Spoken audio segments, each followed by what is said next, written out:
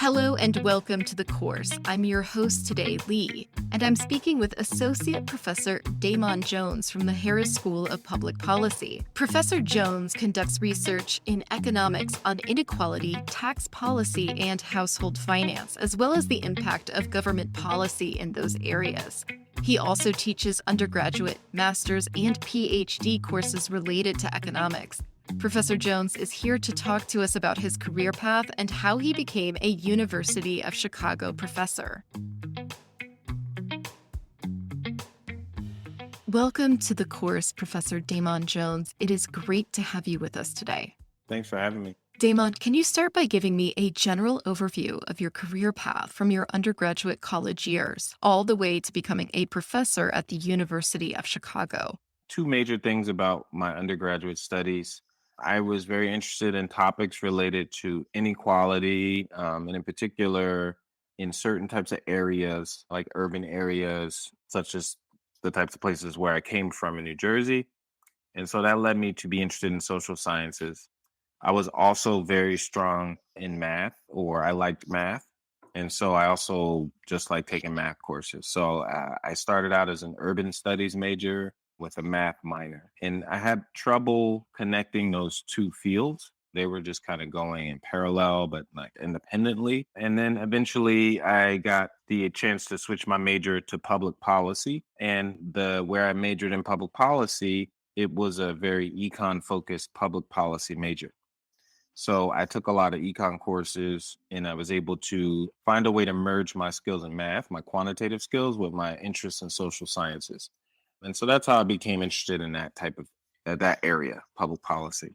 I had a few professors that encouraged me to think about a PhD, doctoral studies, based on our interactions in the classroom. And then another professor was my mentor and really had wanted to encourage me to go into get a PhD. I then had to decide which field I would go into.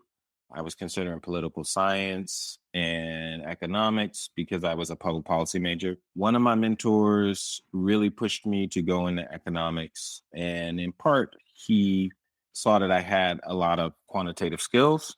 And that's a huge part of getting into the economics field.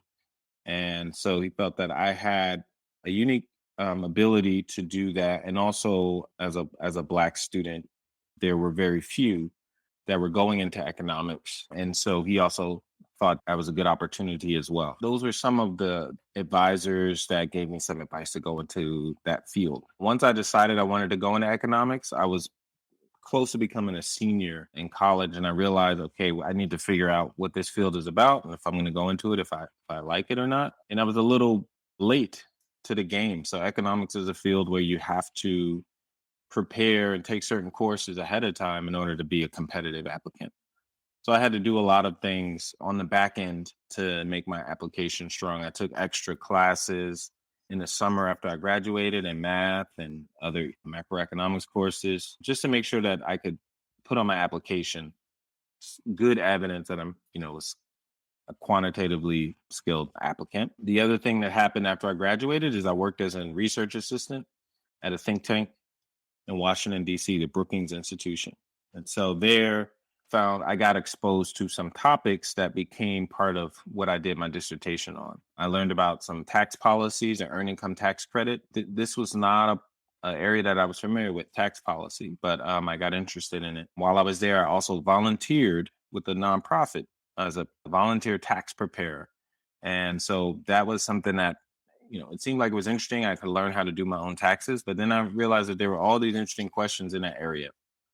There were a lot of low-income families who were getting big tax refunds. I didn't know why they were getting big tax refunds. It was a big financial event for them. They had big decisions to make. And so these are questions that I brought with me when I went to graduate school.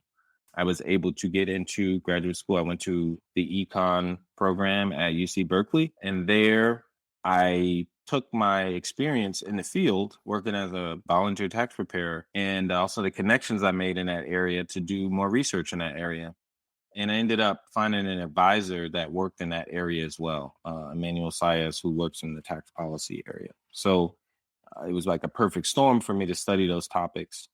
And so I was in graduate school there for 5 years, and I did some field research. and other research related to how low income families are affected by tax policy, how it affects their financial decisions that they have to make. And that was what went into my dissertation. And after that, after you finish graduate school, you go on a job market and you try to get a job in academia.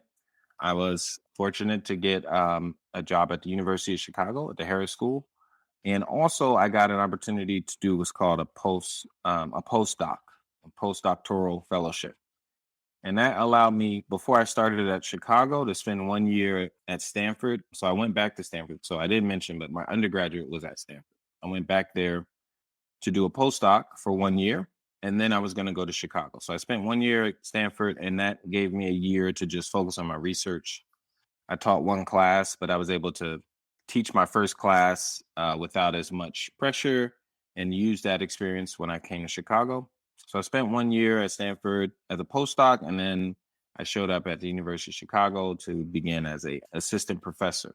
In that position, you work, you do research, you also teach, and those are the two main parts of your job. In particular, with your research, you are a new professor, you start writing new papers, you're trying to get them published, you're trying to disseminate them to other people in your field so that they know you and you have a good reputation. And if that works out, later on down the road, you go up for tenure. So I just recently went up for tenure. I was promoted at University of Chicago. And that's a short version of where I started, how I ended up where I was. How would you explain your current research interests to someone who doesn't have much prior knowledge of how economics works? Yeah, I would say, well, economics is a field where we study, it's a social science field. We're primarily interested in what people do, the decisions that people make, how people interact within the economy, and how that leads to economic trends and changes over time. And so I focus on what's called microeconomics. So I focus on people, their families, the households they live in, and try to study their economic conditions, the choices they make, the forces that they face that lead them to the decisions they make. I'm particularly interested in inequality. So I look at the economy and I look at how resources are distributed across different types of people, different groups, different places, and how they are unequally distributed and what leads to those patterns. Tax policy, you might think of tax policy as the government taking a part of your paycheck or collecting sales tax when you buy things. And I study that. But the part of the tax policy that I'm interested in is that in addition to taking taxes from people, the government also redistributes and gives other people resources back. The government also allows some people to do some things at a lower cost than others. And so the government does a lot of redistribution. That is moving resources from one person to another or one group to another.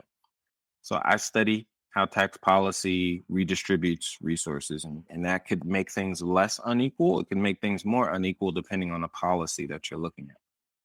I'm also interested in household financial behavior. And what that means is at a household or a family, when they're making decisions, they have income that comes in. They also have expenses and things that they like to pay for or buy and use today. They also have plans for the future, and families also face what we call uncertainty. Sometimes you don't know what's going to happen. Your car could break down, you could lose your job, you may have a health emergency. And one thing that comes into play is how you use your finances to navigate that. And so I study how households manage their finances given all of these concerns, and also the way that government policies can help you manage that or better manage that. So there are government policies that help you when you're in a bind too. Unemployment insurance when you lose your job, Medicaid when you need health care, Social Security can help you when you're in retirement and you need resources when you're no longer working. And so I also study how those policies help people in their financial decisions making. So those are some of the topics I study. Damon, did you encounter any barriers or obstacles on your way to becoming an associate professor? One barrier is that I think one of the things that you do is, when you're born, there's just this you don't have a lot of control on where you're born or the community that you live in when you grow up. And so I would say that if you just looked at where I lived and the community I was in, it's the trajectory that I had is not the most common trajectory. And so there are a lot of barriers baked into where you grow up and the types of schools you go to and communities you're in. And so I think that those are things that could have led to very different outcomes. Like, if I think about my childhood friends and my neighbors and where we ended up, there was a lot of, I was very lucky in a lot of ways. I would say that that was probably the main barrier. And then, having net connections, a lot of things depend on the connections you have, the social network that you have. And so I think there are some barriers there with not having many as many connections or exposure to people who've had a lot of opportunities. And so that can also make it more difficult to navigate certain spaces. So for example, in the field of economics, a lot of my colleagues, their parents have PhDs in some field, maybe economics, but maybe another field. That I think allows you to be exposed to academia at an early age to understand what it is. And so there's that. And the second thing, I think another barrier is like, I want to be careful about this. I had tremendous support from my family throughout my life and my career. And that's the, main reason why I am where I am. But it was, it took a lot of sacrifice for them to support me. And some of what one barrier is, what kind of resources your family has to support you, what kind of wealth they have. And those resources can matter a lot.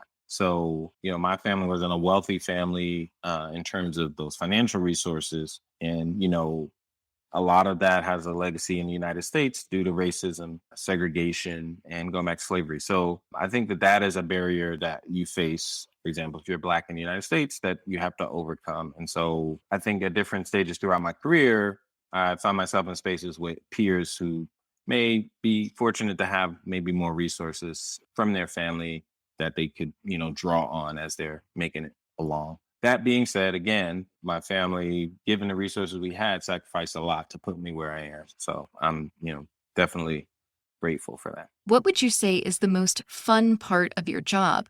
And what's the part of your job that is not fun or challenging for you? Well, as a professor, I would say the fun part of your job is if you look at it in a certain angle, you don't really have a boss per se. There are definitely people that I am accountable to and that I work with, but there's not someone telling me what to do with my time explicitly. I have a lot of independence and flexibility. I get to decide how I use my time. I get to decide the questions I ask, the projects I work on. And so I have a lot of freedom there. That can be good or bad because if that means you don't have a lot of structure and you have to manage yourself, you're basically your own boss. And if you're not good at that, then that can, lead to a lot of time being wasted. But I definitely think that really lucky to have a job where I have all this flexibility and independence. That's probably one of the best things about being a professor is you have a lot of independence. You also have a lot of, in my position, I have tenure now. I have a lot of job security too. So I'm very lucky to have that as well. And that allows you to take risks. That allows you to pursue things that may not be popular or that may be controversial. We have more protection in how we can express ourselves than a lot of other people who are more beholden to who they work for. We definitely are privileged in that sense. Then, what is challenging or unpleasant about your job? What is unpleasant about our job? I think that I guess I would say like the unpleasant part is, as I said, I'm kind of my own boss. I'm a little more independent and autonomous. But that means that I'm also like I have to, I wouldn't say I'm running a small business, but I feel like the amount of correspondences, administrative paperwork, and things that you have to do can be annoying. I think it's definitely worth it. But you also have to manage a lot of things. You have to schedule a lot of things yourself. There are a lot of requests that come your way, and you have to like juggle those. And so that's maybe the flip side of being autonomous and being the boss of your own schedule is that you also have to manage your own schedule. In the end of the day, it's still a privilege to have that. It ends up being takes a lot of time to do that type of time management on your own, and instead of working in an organization where this meeting is set. You just have to show up and you have to obviously work hard wherever you work. But here I have to set the meeting, figure out when the meeting is going to be. And there's a lot of other colleagues I work with that are in similar positions. We aren't trained to do this. So, we're very clumsy with how we do it. So it leads to a lot of extra time being spent doing things because it's not our expertise managing time, managing projects, managing meetings and things like that. But we do it a lot. Damon, what would be your advice to a young person? And I'm thinking specifically someone who can see themselves reflected in you. So, a Black student, a student of color, someone who is not from a wealthy family. What would your advice be to those students who are interested in economics and maybe someday becoming a professor? I would say that what was very important to me was to have mentors along the way who were familiar with the area in which I was going. And so if I'm an undergrad and I'm thinking about going into graduate school, there's a lot of valuable information I can get from picking someone's brain who is in graduate school. They can basically warn you against a lot of common mistakes and also tell you about what you need to be doing currently to make it to where they are now. Basically looking forward and trying to find some mentors that are further down the road than you. And I think that the other thing about going into economics is if you can find an experience that lets you know what it's like going into economics, the main thing that you're learning how to do is research. So getting some research experience as early as possible to let you know if that's what you'd like to do or not is helpful in helping you make that decision to know if it's the right field for you.